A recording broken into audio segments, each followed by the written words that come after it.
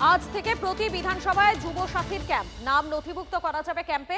ভোটের আগে বেকারত্ব ইস্যুকে অস্ত্র করে সরকারকে নিশানা শুভেন্দু অধিকারীর। যুব সাথী প্রকল্পকে ড্রামাবাজি বলে কটাক্ষ বিরোধী দলনেতা, পাল্টা জবাব দিয়েছে তৃণমূলে।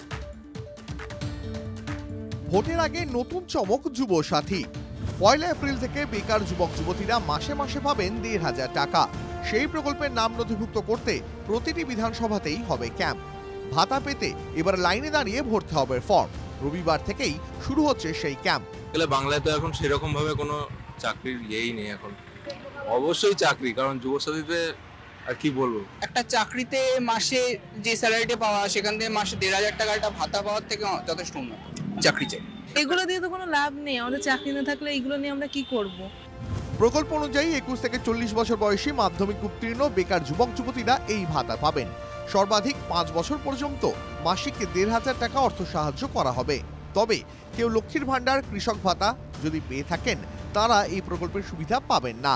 এই যুবসাথী এই পয়সা দিয়ে মানুষের যুব সমাজটাকে ভবিষ্যৎ নষ্ট করার চেষ্টা হচ্ছে। এটা মানে আমাদের কোনো কাজে লাগবে না এই পয়সা।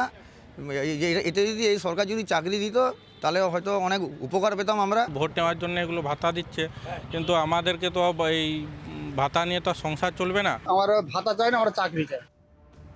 ভোটের আগে বেকারত্ব ইস্যুকে হাতিয়ার করে রাজ্য সরকারকে নিশানা শুভেন্দু অধিকারীর। যুবসাথী প্রকল্পকে নাটক বলে কটাক্ষ বিরোধী দলনেতার, পাল্টা জবাব দিয়েছে তৃণমূলও।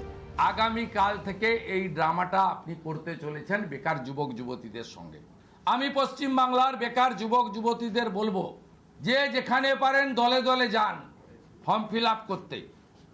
এটাও ফিল আপ করে দিয়ে আসবেন, এটাও দিয়ে আসবেন। চাকরি চায় বাংলা। যুবসাথী দেখে ভয় পেয়ে গেছে। শুভেন্দু অধিকারী বড় বড় কথা বলে শ্বেতপত্রের কথা বলছেন। আগে শুভেন্দু অধিকারী জবাব দিন যে কেন্দ্রের প্রতিশ্রুতি মতো 24 কোটি চাকরি কোথায় গেল, আর নতুন করে কি করে ভারতবর্ষে কয়েক কোটি বেকার তৈরি হলো। সামনেই বিধানসভা ভোট, তার আগে রাজনীতির নজরে কর্মহীন যুব সম্প্রদায়। 26-এর এক্স ফ্যাক্টর হবে কি যুব সাথী? দীপঙ্কর দাস, হীরক মুখোপাধ্যায় ও সত্যজিৎ মণ্ডলের রিপোর্ট, TV9 বাংলা।